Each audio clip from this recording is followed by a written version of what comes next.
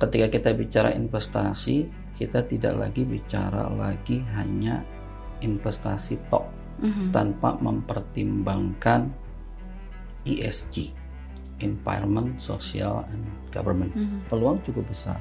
Di samping kita punya bahan baku, gitu ya, kita bisa menjadi pusat dan bahkan mengekspor keluar. Dengan produksi mobil di Asia, saat ini kita berada di posisi ke-6.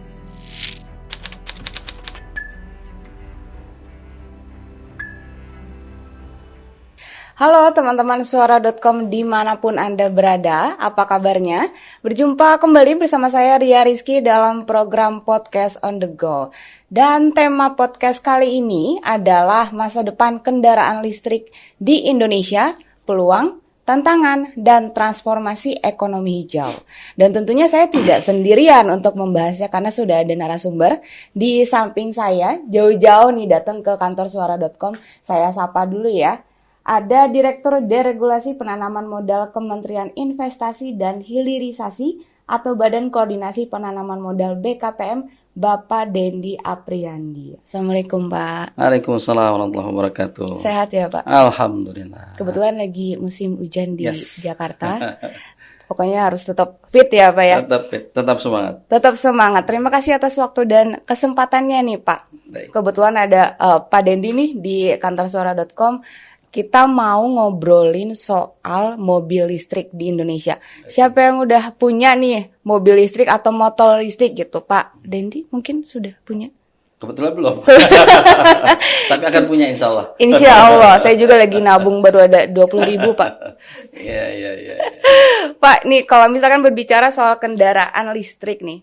Kan kalau ada prediksi atau potensi kalau di secara global itu penjualan kendaraan listrik mencapai sekitar 30 juta unit pada 2030. Ya. Tentunya ini menjadi kabar baik bagi Indonesia karena kan seperti yang kita tahu gitu kan, pemerintah seringkali menyampaikan bahwa ada beberapa perusahaan yang mau berinvestasi terkait dengan kendaraan listrik ataupun komponennya gitu. Yang Ria penasaran nih sebenarnya. Sudah berapa banyak perusahaan kendaraan listrik yang berinvestasi di Indonesia? Oke. Bagus pertanyaannya nih, menarik. Kita awali dari investasi. Betul tadi Mbak, kalau kita bicara global, karena kita tidak hidup sendirian gitu ya. Artinya kita tidak bisa menyampingkan isu-isu global. Tadi berdasarkan statistik, sampai dengan 2030 diproyeksikan pertumbuhan penggunaan electrical vehicle itu bisa sampai mencapai 31,1 juta. Artinya sudah memasuki lebih dari 32% dari total pasar kendaraan. Dan di samping itu juga seiring itu sampai 2030 juga diproyeksikan tuh penggunaan baterai listrik pun tumbuh. Betul. Per tahunnya itu 32%. Sehingga ini adalah suatu hal yang menarik gitu ya. Karena ketika kita bicara investasi, kita tidak lagi bicara hanya investasi tok tanpa mempertimbangkan ESG, Environment, Social, and Government, gitu ya, governance. Artinya seluruh investasi yang saat ini sudah mengarah kepada lingkungan, sosial, dan tata kelola yang baik. Itulah kenapa saat ini pemerintah mulai concern terhadap, kalau kita bicara mungkin bahasa kerennya itu adalah green investment.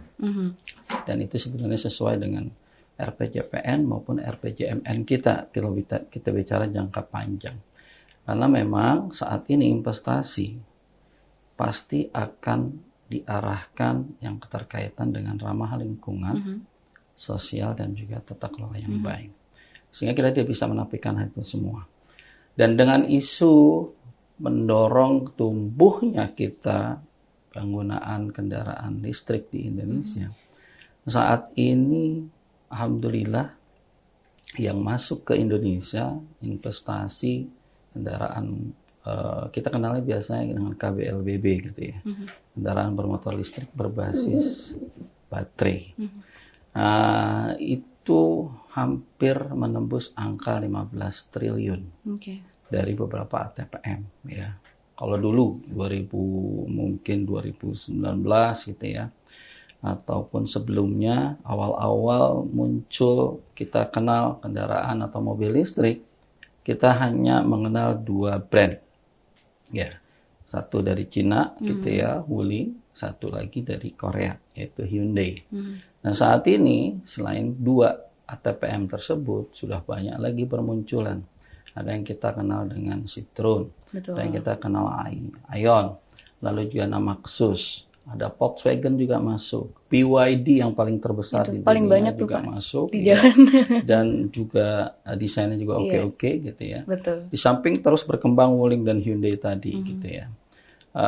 Dan juga ada yang dari India, dari Vietnam, VinFast-nya masuk gitu ya. Neta juga sudah masuk ke Indonesia. Jadi cukup atraktif gitu ya, dengan beberapa kebijakan tentunya yang dilakukan oleh pemerintah. Gitu Mbak Ria kira-kira. Kalau misalkan disebut sudah banyak lah perusahaan yang akhirnya mau berinvestasi di Indonesia terkait dengan ekosistem kendaraan listrik, berarti total investasinya berapa tuh Pak? Ya, tadi saya sebutkan kurang lebih dari yang baru masuk tadi 6 lah ATPM gitu ya. Dari situ aja yang sudah tembus lebih dari 15 triliun rencana investasinya ya. Betul. Mudah-mudahan itu semua bisa terrealisasikan Oke. karena ini akan memiliki dampak penting terhadap pertumbuhan ekonomi. Karena salah satu pendongkrak pertumbuhan ekonomi kita itu dari investasi. Kita tahu sama-sama Bapak Presiden telah mencanangkan target pertumbuhan ekonomi kita harus 8%.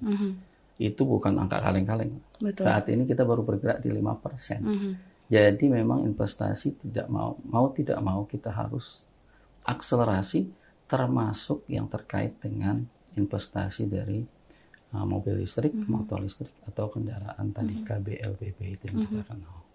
Jadi sudah lumayan 15 triliun, kita tinggal kawal rencana investasi itu menjadi realisasi investasi. Tapi mungkin bisa didetailkan gitu Pak Den, karena selama ini yang kita tahu yang investasi itu kan pembuatan baterainya saja begitu kan Pak. Kalau misalnya dari perusahaan-perusahaan yang sudah mau berinvestasi itu sebenarnya mereka berinvestasi membangun pabrik untuk membangun apanya sih Pak? Ya, memang kalau kita bicara electrical vehicle, kalau kita bicaranya berkelanjutan, artinya kita harus membentuk suatu ekosistemnya ya Mbak. Betul.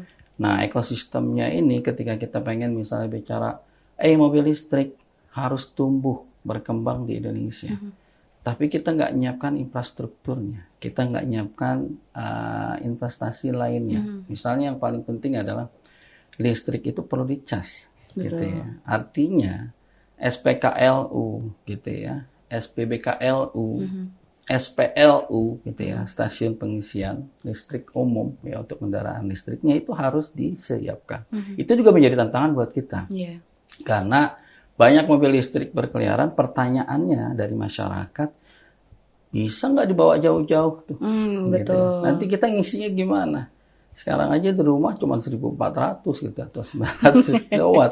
Gimana kita buat ngisi gitu kan? Terus nanti listrik aman gak sih gitu ya? Mobil listrik aman gak sih? Motor listrik aman gak sih? Ini musim hujan sekarang nih. Jangan-jangan nyetrum dan sebagainya.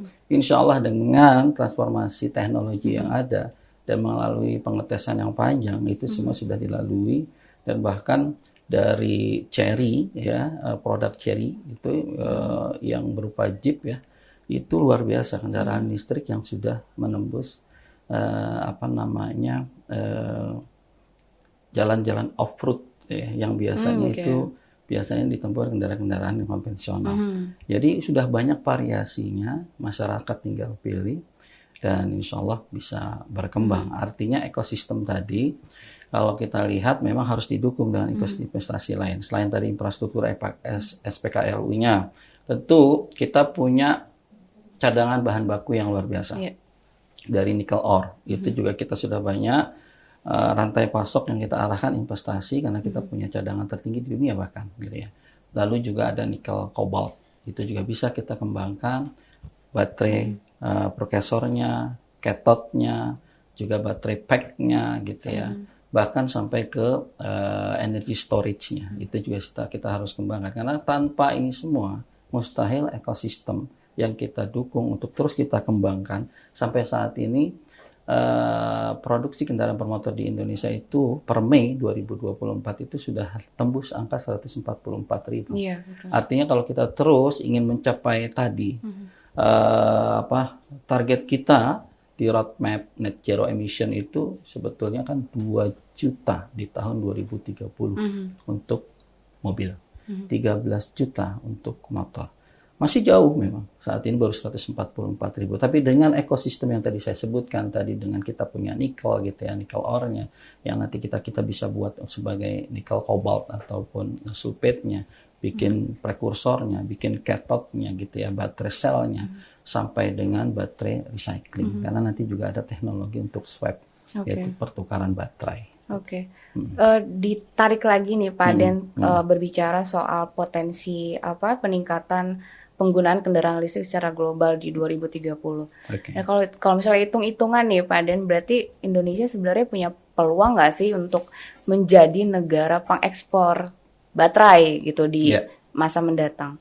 Dan sangat kalau kita punya peluang, makanya tadi dari 32 dan terus berkembang di 2030 32% ya dari pasar total, dan nanti akan mencapai 31,1. Kita dengan target di tahun 2030 pun memproduksi bisa sampai 2 juta ya untuk mobil dan 13 juta. Artinya sangat terbuka.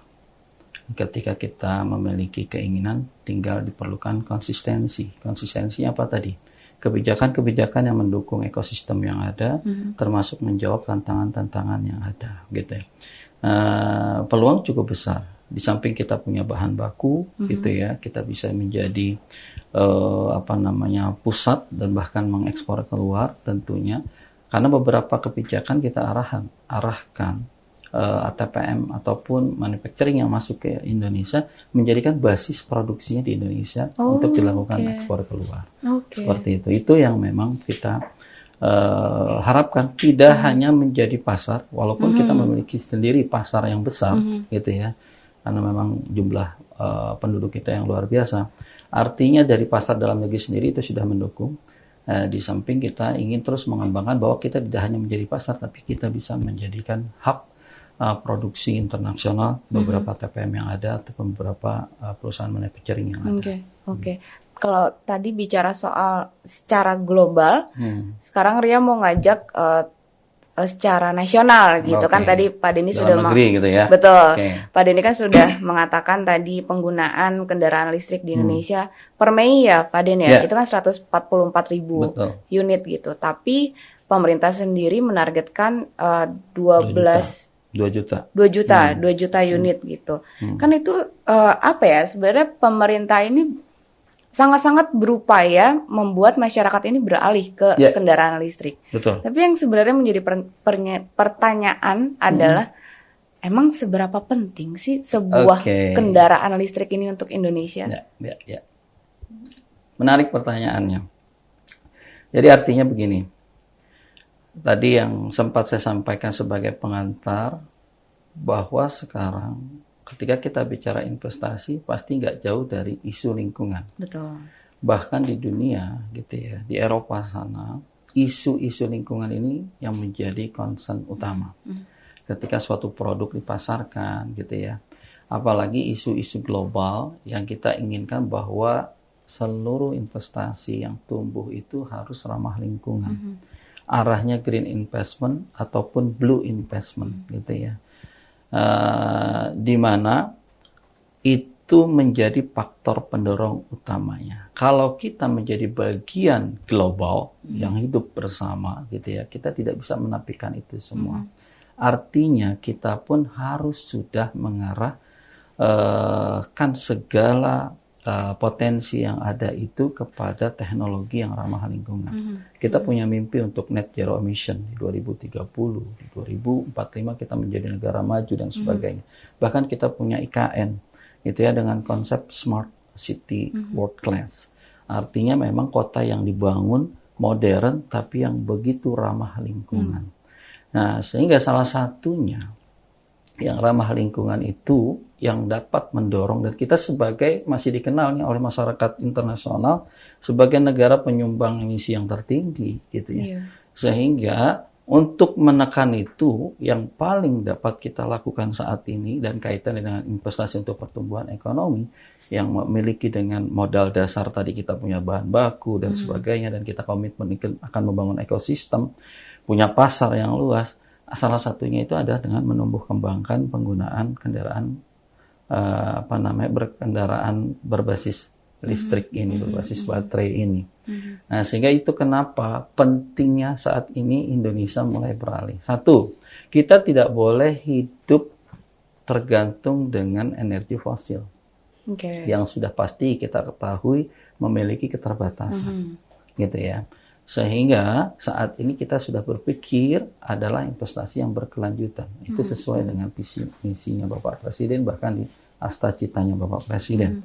Yang kalau kita ingin berkelanjutan, artinya kita sudah harus mulai mencicil nih, gitu ya, bertransformasi menuju penggunaan energi baru dan terbarukan. Salah satunya kita mulai dengan penggunaan kendaraan listrik ini, mobil listrik, motor listrik dan sebagainya, yang notabene-nya pasti akan mengurangi penggunaan energi yang dihasilkan oleh fosil.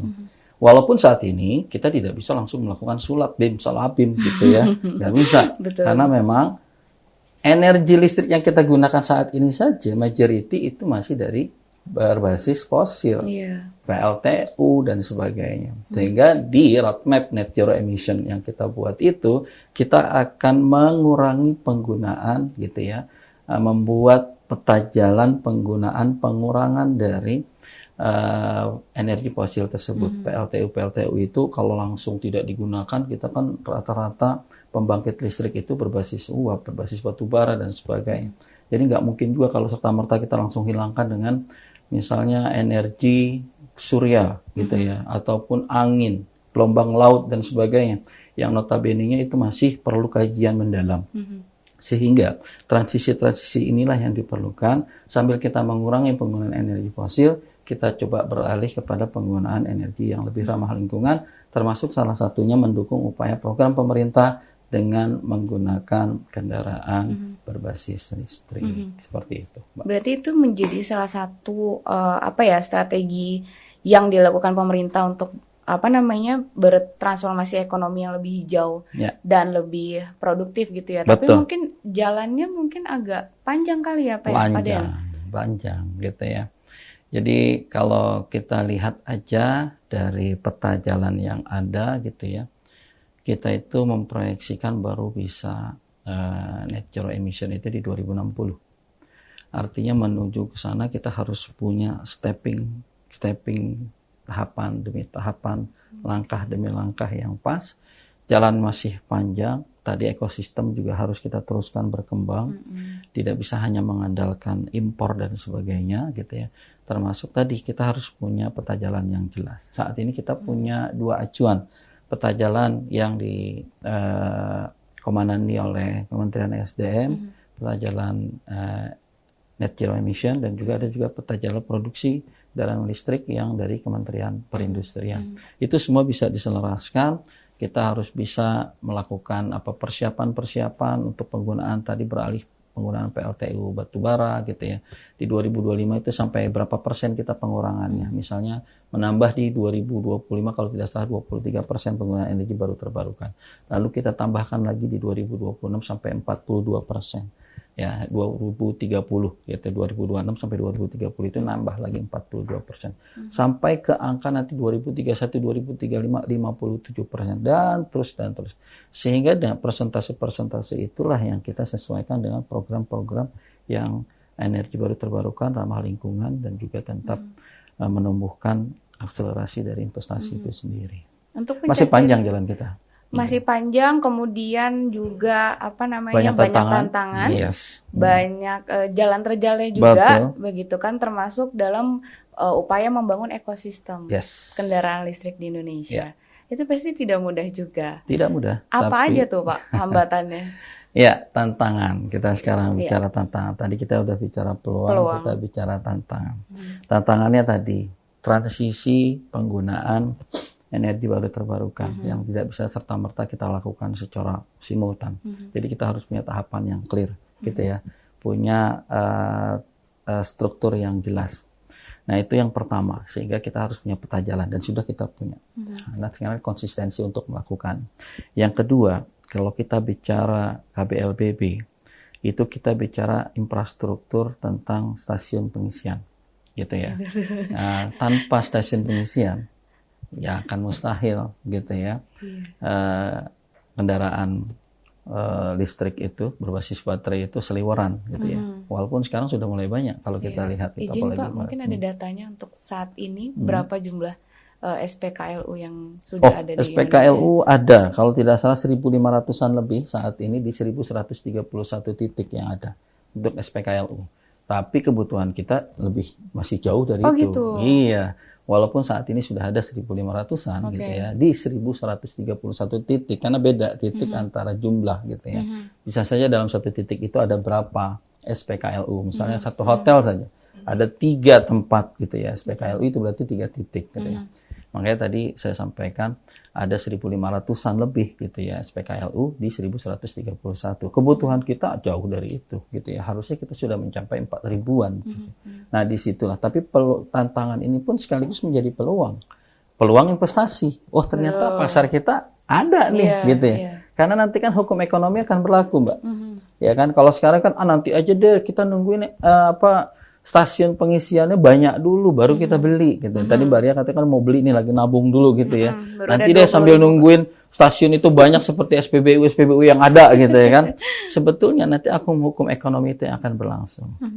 Ketika banyak peminatnya dari pengguna dari kendaraan bermotor, baik motor maupun listrik gitu ya. Dengan sendirinya kebutuhan SPKLU itu pasti kebutuhan mendasar. Ya dong, mau jalan-jalan kalau nggak di ini gimana gitu kan.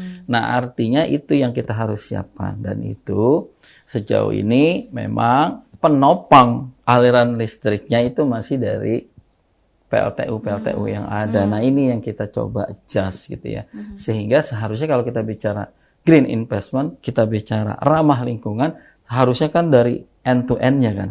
Oh ini, wah kita di jalanan pakai mobil listrik, tapi mobilnya dicas pakai PLTU gitu ya.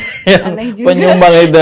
Itu mau sama aja kan ya. Tapi enggak, kalau enggak dari sekarang, kapan lagi kita mulai? Gitu ya. Dan nanti nggak akan berkurang terus bauran-bauran tadi. Oleh karena itulah kita mulai dari sekarang. Kita mulai transisi energi baru terbarukan itu harus bertambah persentasenya gitu. Yang tadi saya sampaikan dari awal 23% menjadi 42%, menjadi 57%. Dan itu kan perlu tindakan action yang real gitu ya. Dan itu yang kita kembangkan. Gitu, Mbak. Berarti selain apa namanya SPKLU kan ada juga. Ada lagi, ya. Selain SPKLU tantangannya dari tipe baterai. Kalau kita bicara, saya ini awam nih soal baterai kendaraan listrik tuh. Kayak ini, kalau kita handphone kan biar gampang dicernanya ya. Kalau handphone, kenapa sekarang iPhone pakai Type C? Wah, saya kurang tahu juga. Awalnya kan nggak mau kan, dia nggak pakai Type C. Pokoknya gayanya sendiri, dia punya brand dan sebagainya. Yang pakai Type C awal itu adalah produk Korea gitu ya. Nah, tapi ternyata ketika efektif dan efisiensinya itu dilihat dengan satu tipe, iPhone yang terbaru sudah pakai Type C. Akhirnya bisa dipakai dengan Android kan. Jadi nggak harus gonta-ganti colokan. Nah, itu dari sisi efisiensi. Begitu pula charging yang ada untuk di mobil kita. Tipenya itu macam-macam, wattnya juga tipenya macam-macam. Ada slow, charging, ada fast charging dan sebagainya. Hal-hal seperti ini terlalu banyak variasi, jadi cost produksinya juga akan tinggi. Tapi kalau kita menstandarkan gitu ya, tipe yang akan dipakai misalnya di negara kita itu tipe apa ya? Gitu.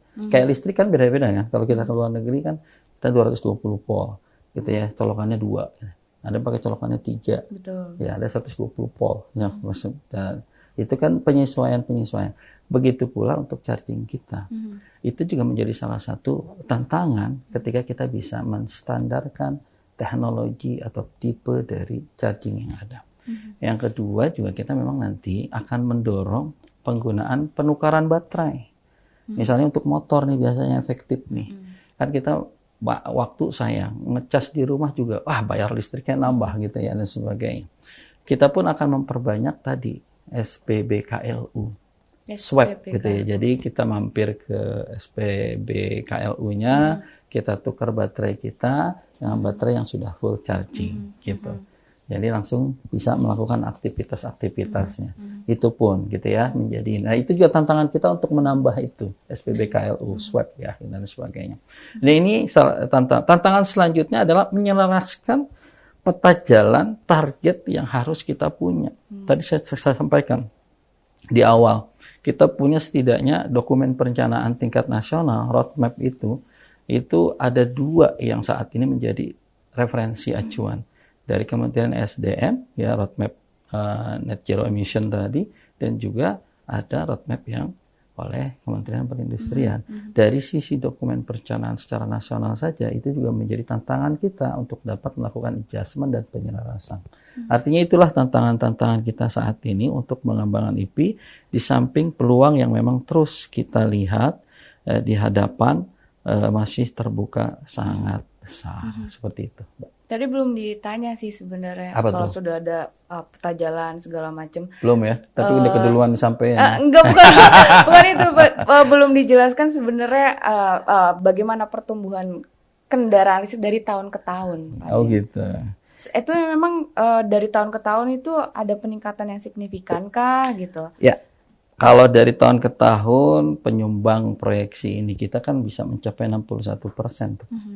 Untuk kendaraan tadi. Proyeksi kita masih sangat besar, artinya walaupun masih jauh dari target ya. Kalau kita hitungkan tadi kita punya target itu 2 juta versinya SDM untuk mobil, 13 juta untuk motor. Kementerian Perindustrian itu 1 juta untuk mobil gitu ya, 15 juta untuk motor. Makanya kan tadi saya bilang masih ada 2 versi. Tapi ini semua pun bisa diselaraskan. Artinya dengan produksi mobil di Asia saat ini kita berada di posisi ke-6 gitu ya. Dengan memiliki pertumbuhan year on year-nya mencapai 31%, kita masih terbuka. Masih sangat amat terbuka. Bahkan kepemilikan kendaraan di Asia pun kita masih nggak jelek-jelek amat ya, walaupun rankingnya masih keluar dari 10 besar ya. Kita ada di ranking 11 ya dengan pertumbuhan 5% ya. Tapi itu semua masih bisa kita kembangkan. Iya, dan itu juga menjadi PR, makanya pemerintah itu dari kemarin tuh mengeluarkan insentif. Yang paling dekat sih sama masyarakat adalah siapapun yang beli mobil listrik bisa dapat subsidi 7 juta rupiah gitu.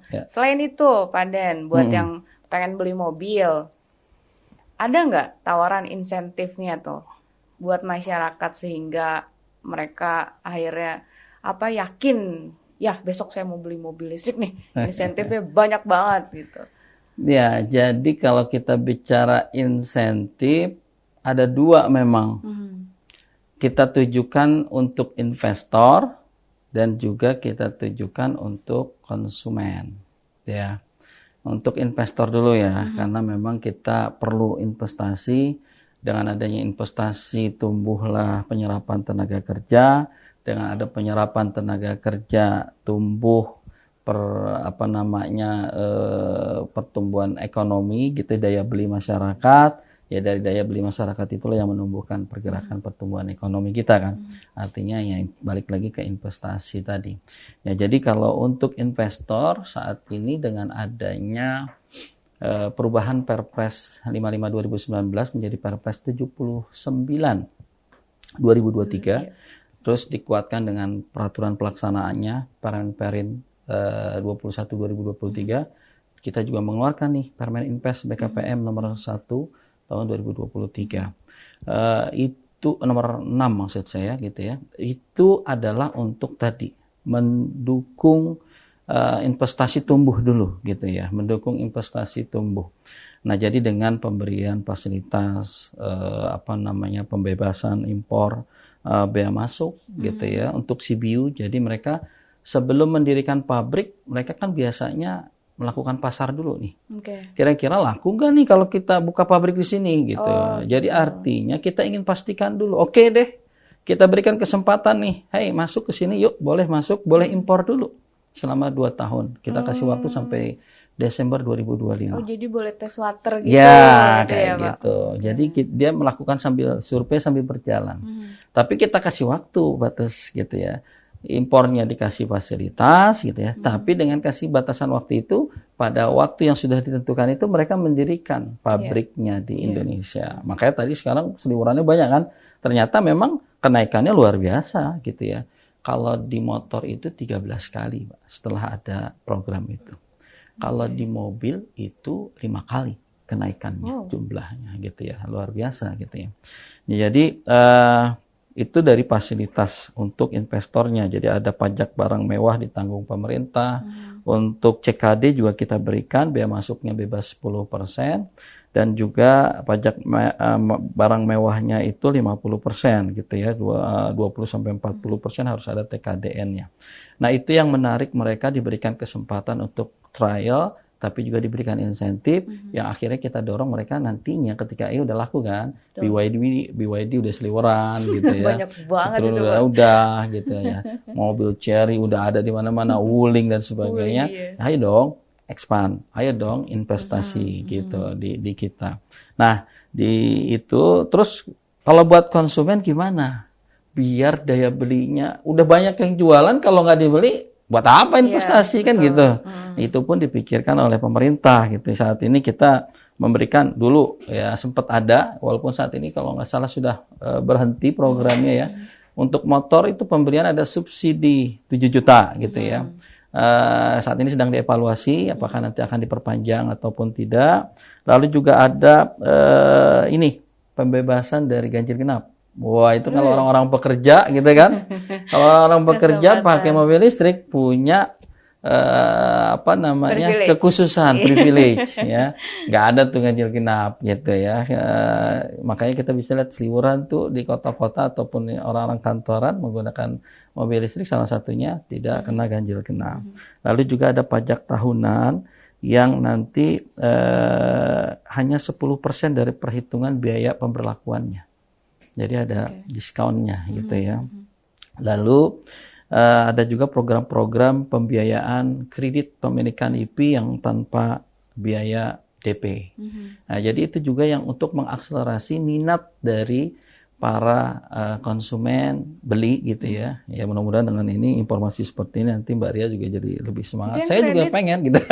Yang kredit itu mobil bisa? Mobil bisa, yes. Motor kan udah banyak tuh juga di billboardnya kan. Free 7 tahun gitu kan, sebenarnya sekian. Nah, hal-hal seperti itu memang program pemerintah untuk meningkatkan minat dan daya beli dari masyarakat. Kalau misalkan itu kan untuk investor pembangunan pabrik gitu ya. Kalau misalnya SPKLU, misalnya saya berminat nih pengen invest ada gitu. Juga. Dapat juga insentif. Dapat insentifnya ini. Dia mendapatkan tarif listrik curah. Apa tuh curah maksudnya? Dapat diskon. Karena kan nanti dia akan jualin lagi tuh gitu ya. Jadi harganya beda ketika dia beli ketika sama yang biasa pakai untuk usaha. Jadi ada diskon tarif listrik sebesar 35-50%. Artinya dia bisa ngambil selisih kan dari situ, gitu. Karena yang dijual kan listrik. Nah, jadi itu pun salah satu insentifnya untuk yang bagi investor yang berminat untuk mengembangkan SPKLU, gitu ya. Ada diskon tarif sebesar 35-50%. Lalu ada juga kemudahan perizinan berusahanya. Dulu kalau kita bicara SPKLU masuk ke dalam kategori resiko tinggi atau bahkan menengah tinggi gitu ya. Kenapa tuh Pak? Ya, jadi karena memang kan terkait dengan keselamatan. Akhirnya sehingga perizinan berusahanya kan perizinan berusaha saat ini berbasis resiko. Kalau rendah cukup NIB karena dianggapnya tidak ada menanggung resiko yang luar biasa. Jadi langsung automatically by system. Menengah rendah juga automatic by system, NIB plus sertifikat standar. Jadi semakin tinggi biasanya persyaratan dan ketentuan itu semakin banyak. Nah, begitu juga awalnya SPKLU seperti itu. Nah, sekarang dengan adanya ini kemudahan kita berikan. Bahkan sudah MT, bahkan diarahkan untuk ke MR, sehingga biar lebih mudah untuk mendapatkan perizinan-perizinan berusaha. Itu salah satu kemudahan berusaha ataupun insentif yang diberikan, tapi bukan berdasarkan insentif fiskal. Kalau insentif fiskal kan tadi ya, ada yang kaitannya langsung perpajakan gitu ya. Ada juga insentif yang non fiskal seperti kemudahan berusaha. Terus juga ada kemudahan untuk proses pengujian dan sertifikasi dari stasiun pengisiannya gitu ya. Lalu banyak lagi insentif yang bisa diberikan baik fiskal maupun non fiskal ya, termasuk untuk tadi SPKLU.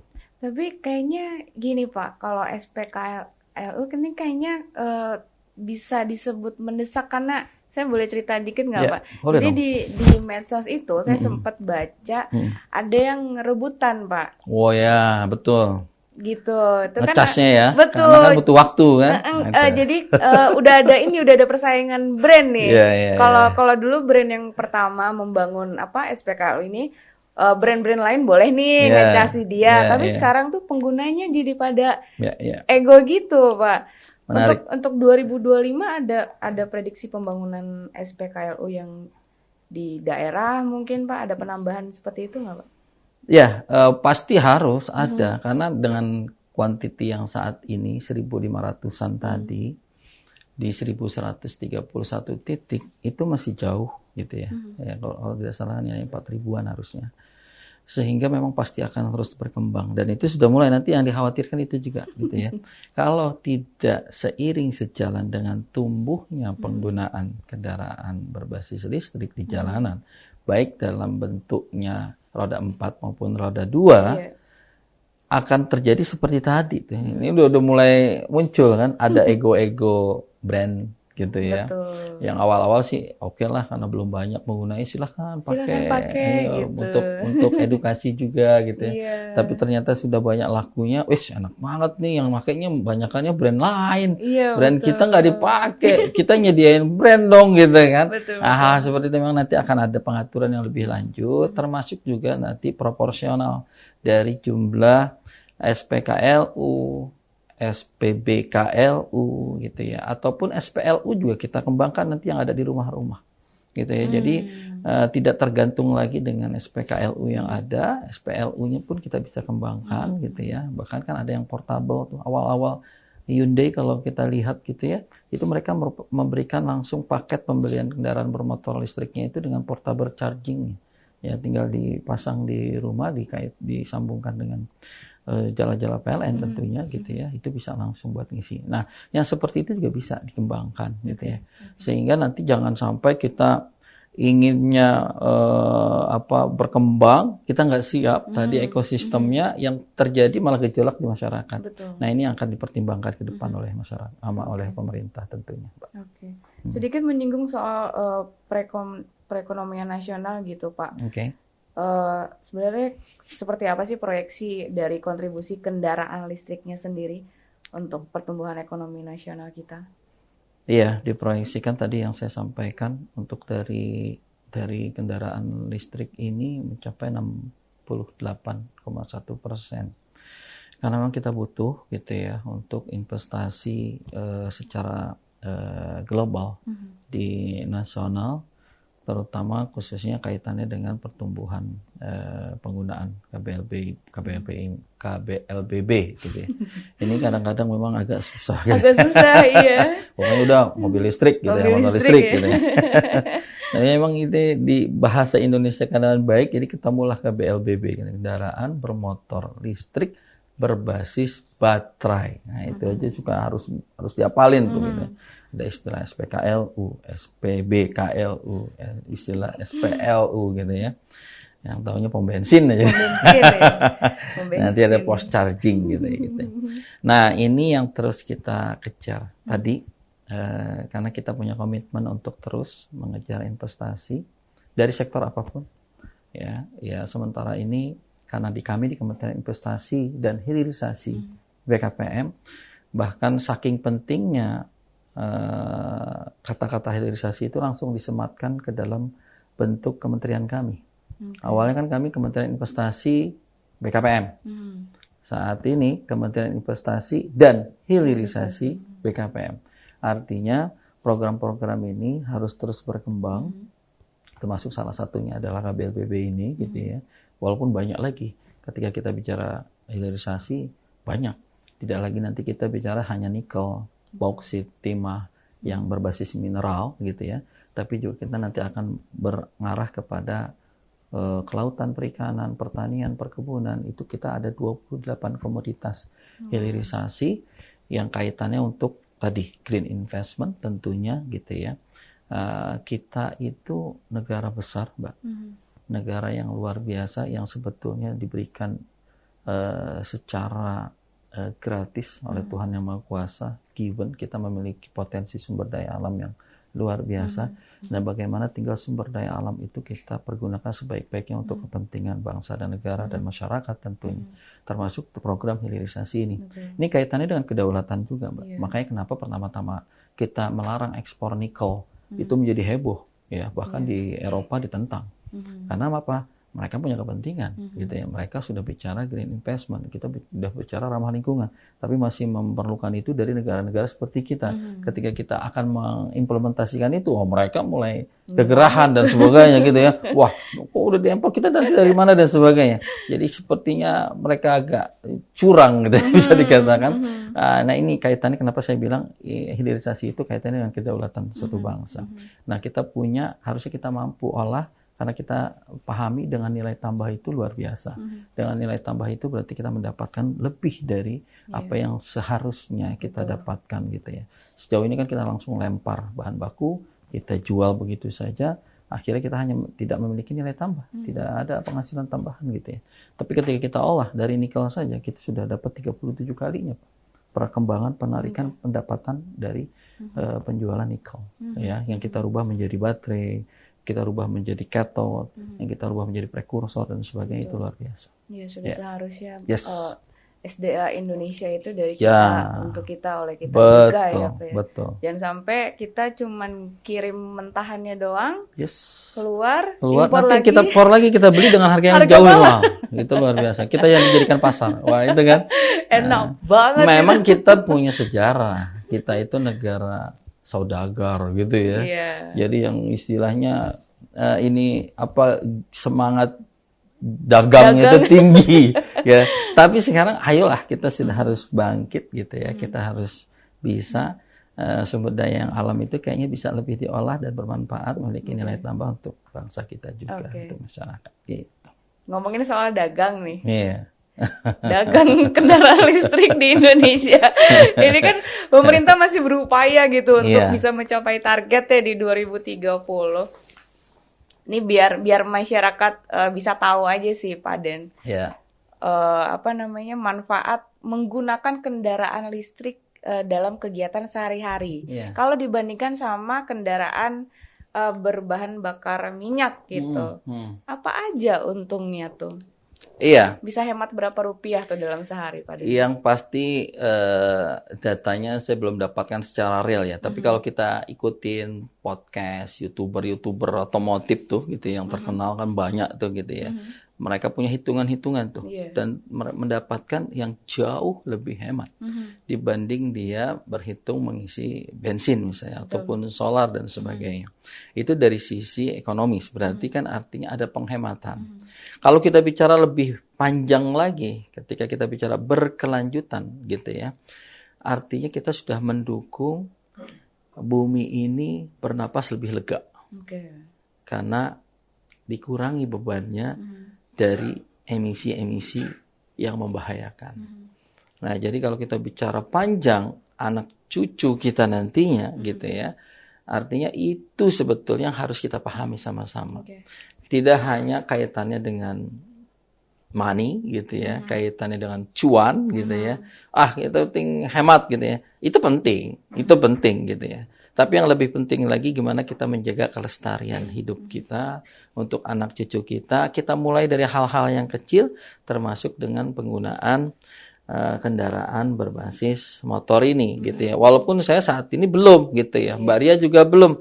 Tapi gitu ya, dengan mencoba banyak dengan tadi daya dukung program dan sebagainya, insya Allah bukan tidak mungkin kita akan beralih gitu ya.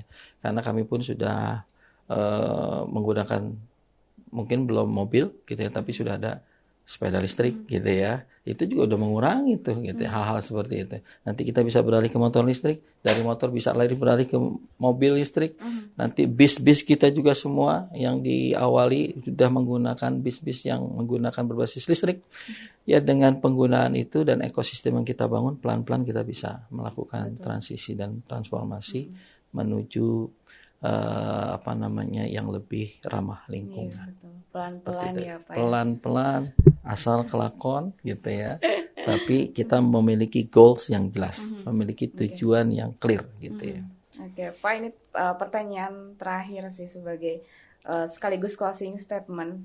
Ya harapannya dari Pak Dendi lah sebagai mewakili dari BKPM kemudian pemerintah yang terus berupaya untuk agar masyarakat Indonesia beralih ke kendaraan listrik. Silakan Pak. Oke, kalau saya bicaranya dari sisi investasi, kami hanya dari pemerintah menyiapkan perangkatnya. Artinya berupaya untuk menarik investasi yang tujuannya tidak hanya tadi mengarah kepada lingkungan, tapi juga pemberdayaan tenaga kerja. Ya, dengan ada investasi pasti akan ada penyerapan tenaga kerja. Dengan penyerapan tenaga kerja akan menguatkan daya beli masyarakat yang akhirnya berefek kepada pertumbuhan ekonomi. Kita sudah buatkan programnya, kita sudah siapkan regulasi-regulasi yang mendukung itu semua, sehingga investasi juga sudah mulai bermunculan. Tadi sekitar 15 triliun sudah mulai masuk. Jangan sampai mereka yang sudah berinvestasi gitu ya, yang mereka pengen jualan gitu ya, tapi jualannya nggak laku, ya artinya berarti dari masyarakatnya juga sudah harus mulai melek teknologi, melek juga terhadap lingkungan, bahwa ini masa depan kita, ini masa depan anak cucu kita. Dengan kita awali sesuatu yang kecil, yaitu penggunaan dan mendukung program pemerintah dengan mengakselerasi penggunaan kendaraan listrik berbasis baterai ini. Ya artinya mudah-mudahan dengan sedikit program yang dilakukan oleh pemerintah ini sebagai upaya tumbuh kembangnya pertumbuhan ekonomi, tentunya tidak bisa lepas dari dukungan masyarakat dengan mencoba mempertimbangkan menggunakan kendaraan yang ramah lingkungan, yaitu KBLBB ini, baik roda 4 maupun roda 2. Demikian Mbak Ria. Baik, terima kasih atas ilmunya, informasinya juga Bapak Dendi, dan kesempatannya juga waktunya untuk datang ke suara.com. Baik Mbak Ria. Teman-teman suara.com, itu tadi obrolan Ria bersama Direktur Deregulasi Penanaman Modal Kementerian Investasi dan Hilirisasi Badan Koordinasi Penanaman Modal BKPM, Bapak Dendi Apriandi. Jangan lupa teman-teman suara.com masih banyak konten-konten menarik lainnya hanya di YouTube suara.com dan juga media sosial lainnya. Saya Ria Rizky pamit undur diri, sampai jumpa.